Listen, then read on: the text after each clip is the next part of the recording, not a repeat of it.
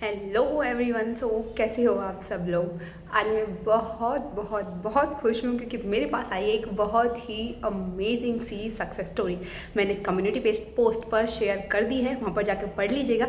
थोड़ा सा डिटेल में बताती हूँ, ठीक है, क्योंकि देखो मैसेज में लिखते हैं ना तो किसी के लिए उतना ज़्यादा लिखना पॉसिबल नहीं हो पाता है, बट मैं थोड़ा सा आपको डिटेल में बताती हूँ। आज मैं सच में बहुत खुश हूँ, जिसका मुझे था इंतज़ार वो घड़ी आ गई। चलिए स्टार्ट करते हैं।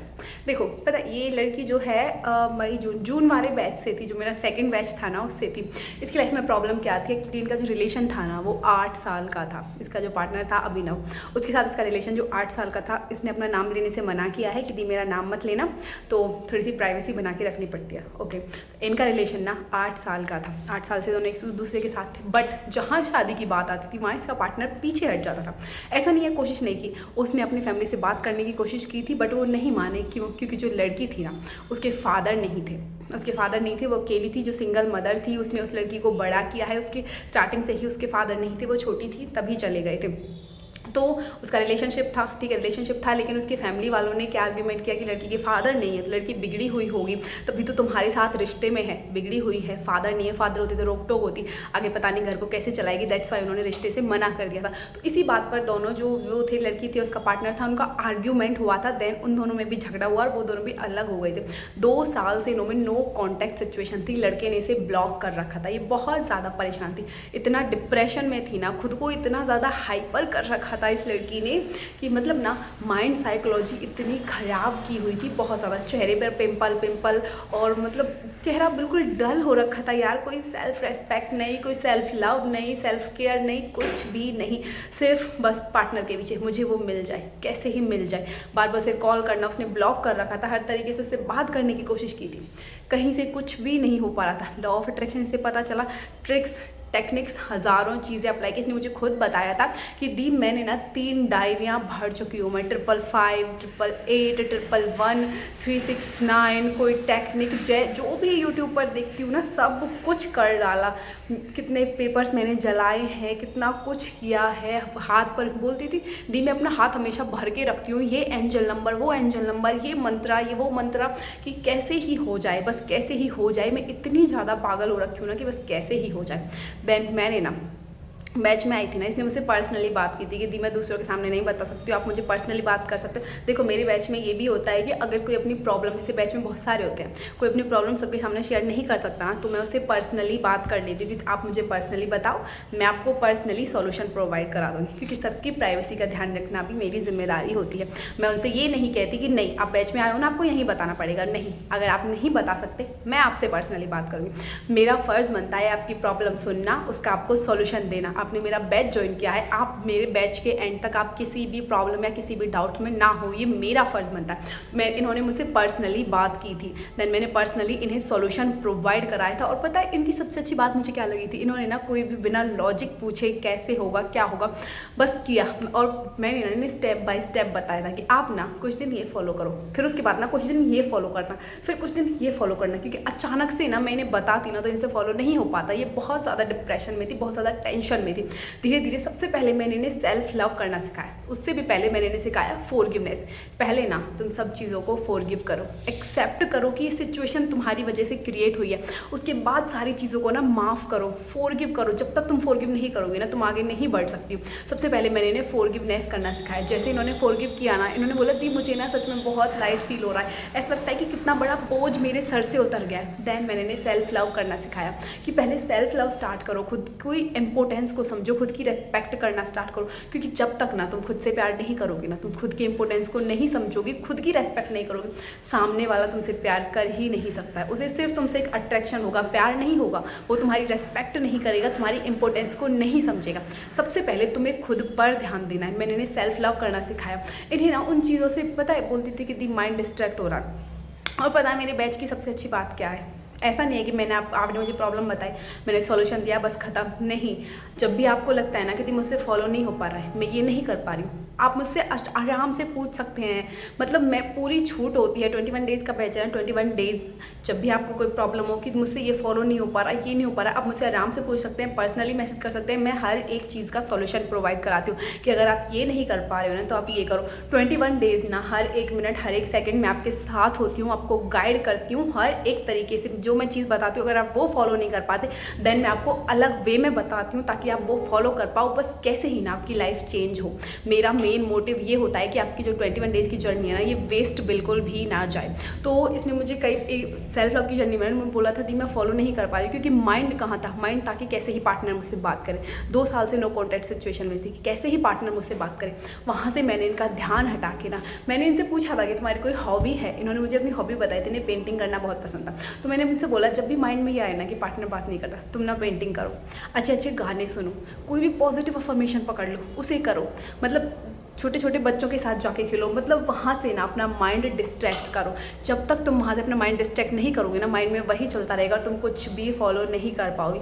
इन्होंने ऐसा ही किया, माइंड को डिस्ट्रैक्ट करती थी। देखो कुछ टाइम की बात होती है, कुछ टाइम बाद ना माइंड को आदत हो जाती है। कुछ टाइम प्रॉब्लम्स आती ही हैं, स्टार्टिंग में प्रॉब्लम्स आती ही हैं, लेकिन ह्यूमन के डिटर्मिनेशन से बड़ा कुछ भी नहीं होता है। और इनके अंदर वो डिटर्मिनेशन था कि मुझे अपनी लाइफ को चेंज करना है, कैसे ही चेंज करना है।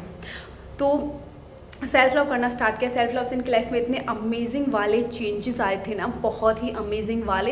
इन्होंने बोला दी मुझे खुद की रेस्पेक्ट समझ। अब मुझे फील ही नहीं होता कि वो बंदा मुझे अनब्लॉक करे, मुझसे बात करे। मुझे ऐसा लगता है कि मैं खुद के साथ हूँ, मेरा यूनिवर्स मेरे साथ है। जब भी बात करने का मन करता है ना, मैं यूनिवर्स से बात करती हूँ। जब भी कोई मन में बात आती है मैं उसे बताती हूँ। मुझे फील ही नहीं होता कि वो मुझे अनब्लॉक करे, मुझसे बात करे।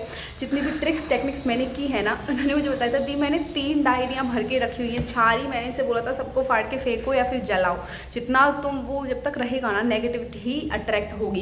देन उसके बाद मैंने स्क्रिप्ट नहीं सिखाया, उन्होंने जस्ट स्क्रिप्टिंग करके छोड़ दिया था। मैंने कहा तुम लास्ट ना मैरिज के लिए स्क्रिप्टिंग करो, जैसे मैं बताती हूँ जैसे मैं सिखाती हूँ वैसे उन्होंने स्क्रिप्टिंग करके बस छोड़ दिया था। और देखो सिचुएशन कैसे क्रिएट हुई, मतलब बहुत अमेजिंग वे में यार। हमें ना सोचने की ज़रूरत नहीं है कि कैसे हुआ, यूनिवर्स अपने आप सिचुएशन क्रिएट करता है। तो पता है इन्होंने बोला दी मुझे ना किसी चीज़ की कोई कमी फील नहीं होती, ऐसा लगता है सब कुछ ना एकदम बिंदास है, एकदम मस्त है, एकदम परफेक्ट है। उन्होंने बोला कि अचानक से ना मेरे पास रात को मैसेज आता है, रात के 11 बजे थे अचानक से मैसेज आता है।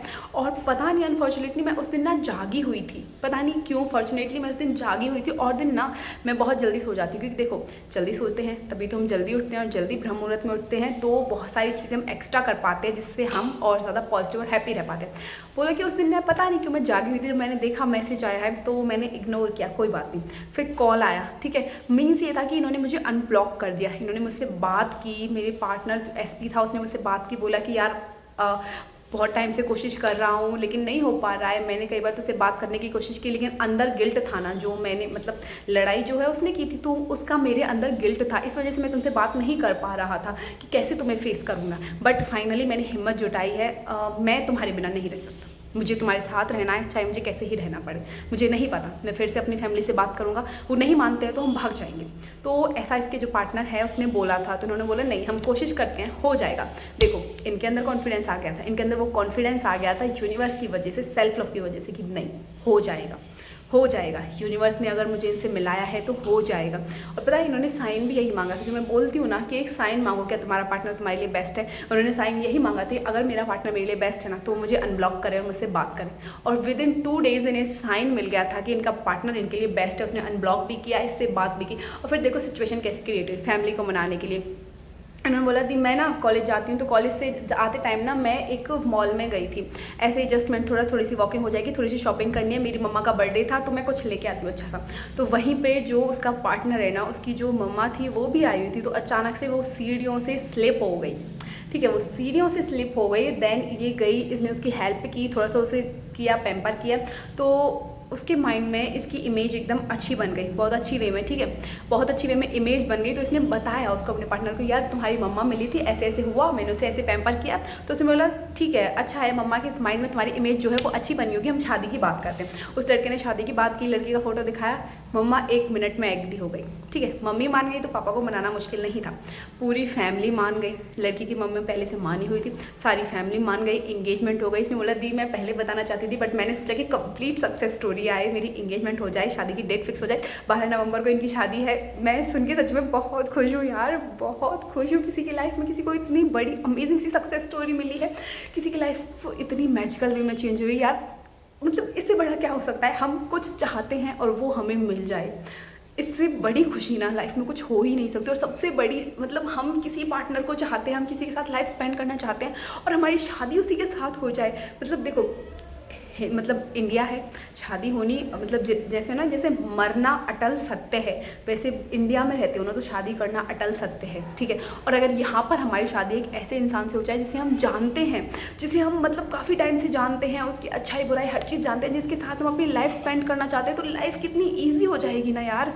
मतलब हमने कोई चीज़ मांगी और वो हमें मिल गई, इससे ज़्यादा खुशी क्या हो सकती है। जब इन्होंने मुझे बताया था, इन्होंने मुझे फ़ोन पे बात करके बताया, मैं सच में ये खुद रो रही थी और इनकी बात सुन के ना मुझे भी रोना आ गया।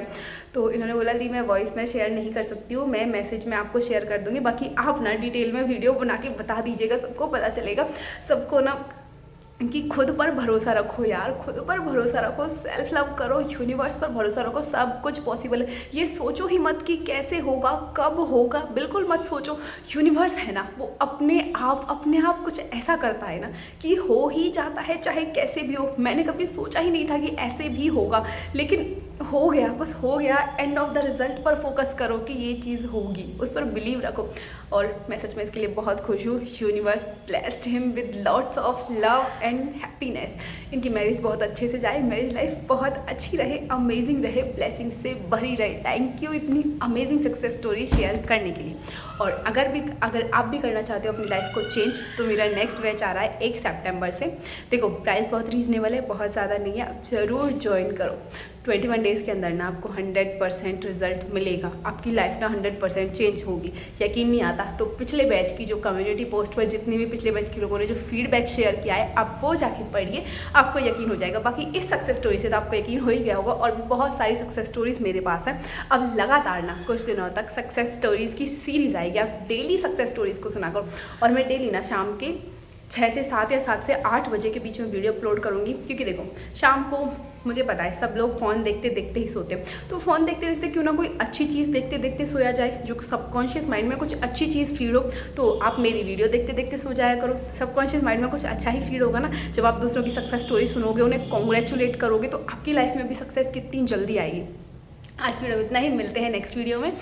तो आपको भी अगर मेरे साथ जुड़ना है, लाइफ में सक्सेस पानी है, तो ज़रूर मेरा बैच ज्वाइन करें। बाय बाय, सभी को मिलते हैं नेक्स्ट सक्सेस स्टोरी के साथ।